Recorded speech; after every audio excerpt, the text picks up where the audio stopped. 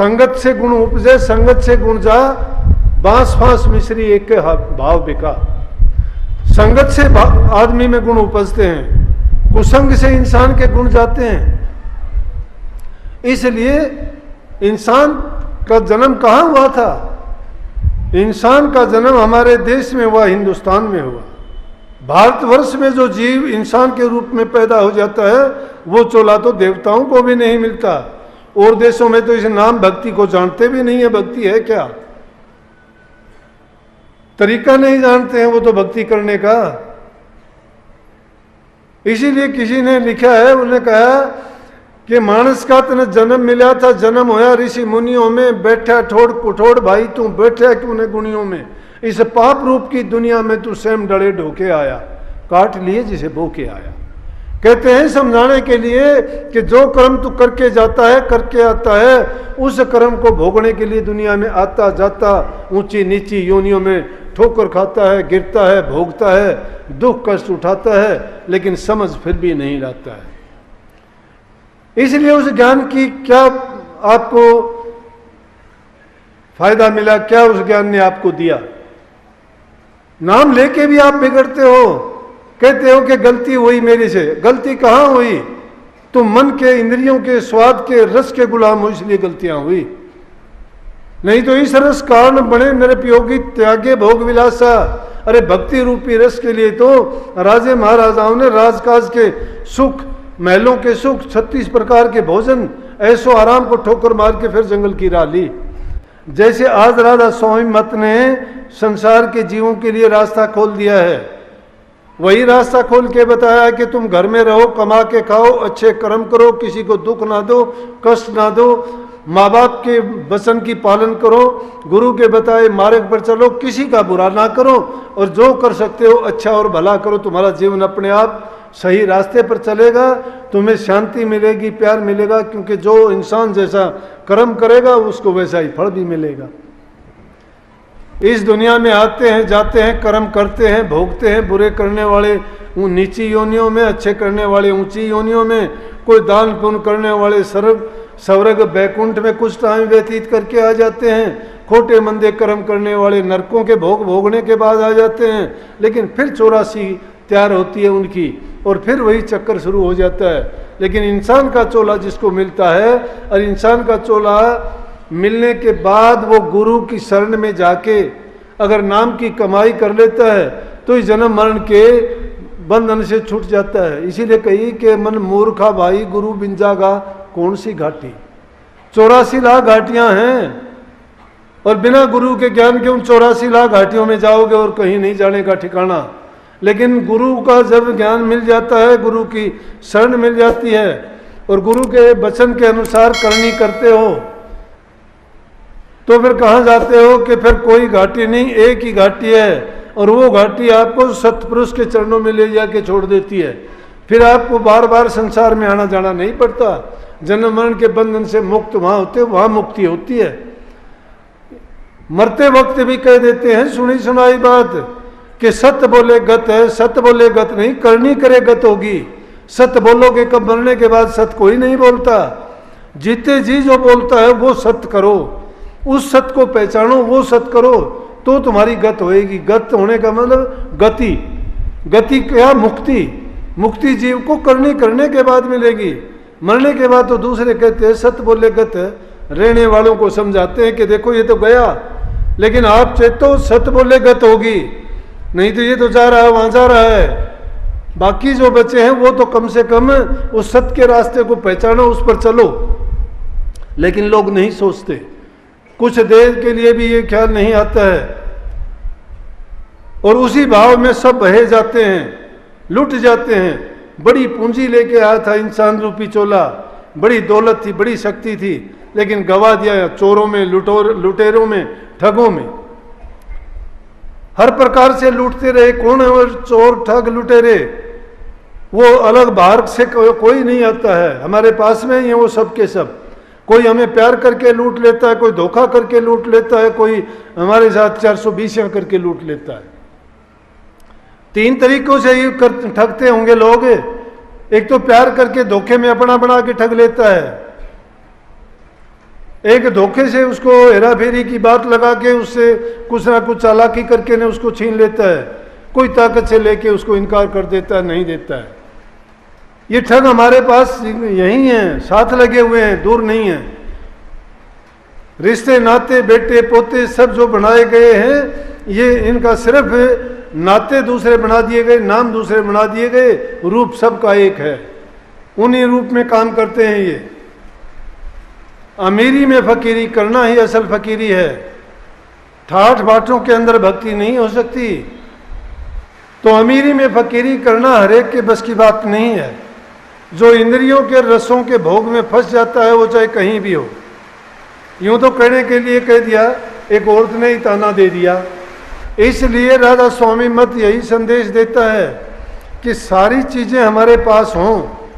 अरे अन्न मिलते का त्यागी कोई भी हो जाएगा, जिसको नहीं मिलता वो त्यागी अपने आप है। त्याग करना कब है? जब सभी चीजें आपके पास हों और फिर उन चीजों की तरफ नजर उठा के नहीं देखो, वो त्याग करना है।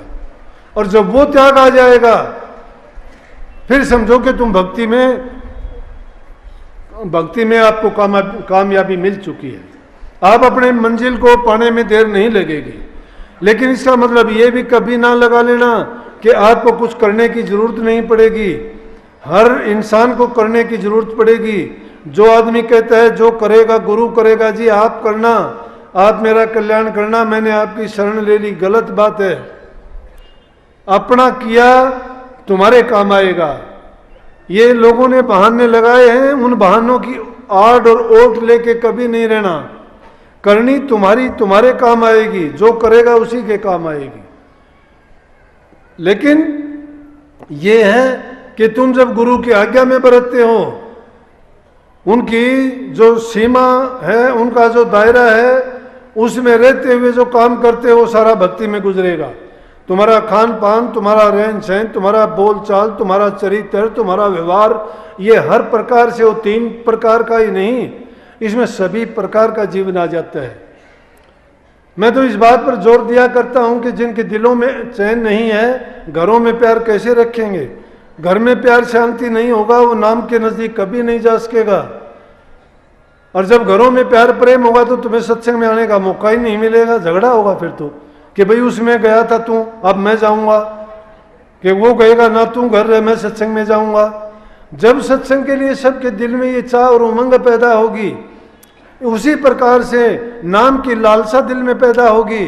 एक पल के लिए भी कभी जब नाम को, गुरु को, सत्संग को नहीं भूलोगे, सपन जागृत और सुसुप्ति तीनों अवस्थाओं में जब आपको नाम और गुरु याद रहेगा, जो सोओगे, जब जागोगे, जब तुम कोई काम करोगे, हमेशा तुम्हारी वृत्ति नाम में और गुरु में लगी रहेगी, वो सच्ची भक्ति हो जाएगी। ये ना सोचना कि एकांत में बैठ के तुम कान आंख बंद करके ही उस शब्द को सुनना और प्रकाश को देखना भक्ति मानते हो। नहीं, प्रैक्टिकल अगर है, सही मायने में भक्ति को तुम अगर हासिल करना चाहते हो तो पहले अपने क्रियात्मक जीवन को भक्ति की लाइन में लगाओ। और वो लाइन में कब लगेगा? हमारे विचार तो कुछ के कुछ हैं, खाना पीना हमारा कुछ है, संगति हमारी किन लोगों की है, बोलचाल वार्तालाप हमारी उनके साथ क्या होती है। अरे ये चीजें हमें कभी भी नहीं सुधरने देती।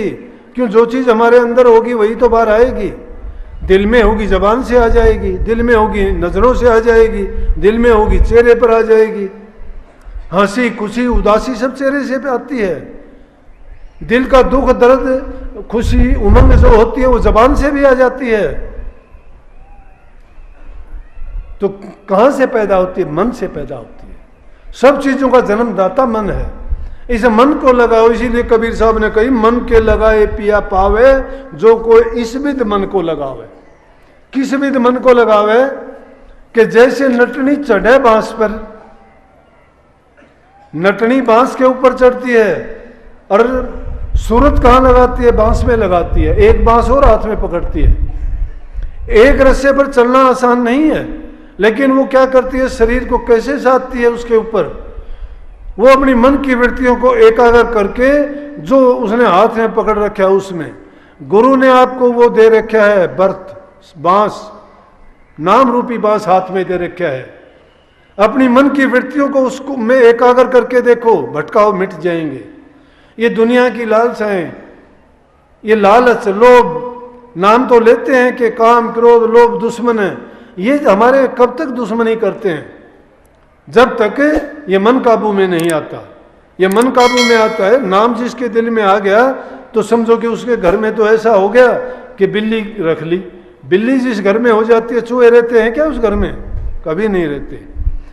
ये विषय विकार रूपी चूहे हमारे अंदर में जो दौड़ मारते रहते हैं, ये लालसाएं, कामनाएं, संसार की बातें जो हमें पल पल में कचोटती रहती हैं, हमारे दिल में नई से नई बातों को पैदा करके जो इसको विचलित करते रहते हैं, ठहराव नहीं होने देती। जब नाम वहां ठहर जाएगा तो वो चीजें अपने आप बाहर निकल जाएंगी।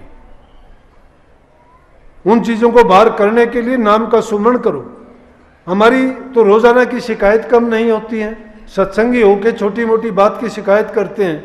अरे मैं कहता हूं कि जब भी तुम्हें दुख होता है, तकलीफ होता है, तुम्हें नाम किस लिए दिया गया है? जो नाम जन्म जन्म के पापों से मुक्त कर देता है, क्या तुम्हारे छोटे मोटे रोगों को दूर नहीं करेगा क्या?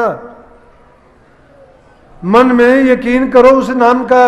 जब कोई ऐसी समस्या आती है, दुख कष्ट क्लेश आता है, एकांत में जाके एकाग्र चित्त करके, जब एकाग्र चित्त नहीं होगा आपका, क्योंकि जिंदगी भर तो हम और उल्टे सीधे कर्म करते रहे और आखिरी वक्त में ऐसे हम अजामेल नहीं हैं कि पुत्र का नाम नारायण रख ले, आखिरी वक्त में कहेंगे नारायण मुझे बचा ले, नारायण मुझे बचा ले। आज वो नारायण बचाने वाला नहीं है। संतों ने आसान करके बता दिया कि नाम का सुमरण करो, नाम का सुमरण करो। सुमरण में बहुत ताकत है। जब नाम का सुमरण करते करते ही तुम्हारी ये अवस्था हो जाएगी, तुम अपने आप को भूल जाओगे। जब नाम में तुम्हारा मन टिक जाएगा, अपने आप को भूल जाओगे, फिर ध्यान करने में आनंद आएगा। ध्यान किसका? गुरु के रूप का करना पड़ेगा। क्यों करना पड़ेगा? कई लोग कटाक्ष करते हैं कि गुरु की पूजा बताते हैं, गुरु का ध्यान बताते हैं। अरे मन को टिकाने के लिए कोई ना कोई तो आदर्श चाहिए उसके सामने। गुरु के सिवाय और शिष्य का आदर्श भी क्या है? और जिसका हम ध्यान करते हैं उसी में तो वो गुण है, और उसी ने हमारा जीवन संवारा है। गुरु के बिना शिष्य का क्या है? मेरे से पूछ के देखो कि गुरु की महिमा क्या है। काणी कोडी किसी कर्म के नहीं थे, हर प्रकार के पाप कर्मों में लिप्त थे। दुनियादारी की सारी चीजों के गंदे मंदे ओछे जो भी बुरे कर्म थे सब किए, और करते रहते। कितने दिन तक करते ये पता नहीं। करते करते जिंदगी भी कभी की खत्म हुई होती, लेकिन गुरु ने इसको दिशा दी।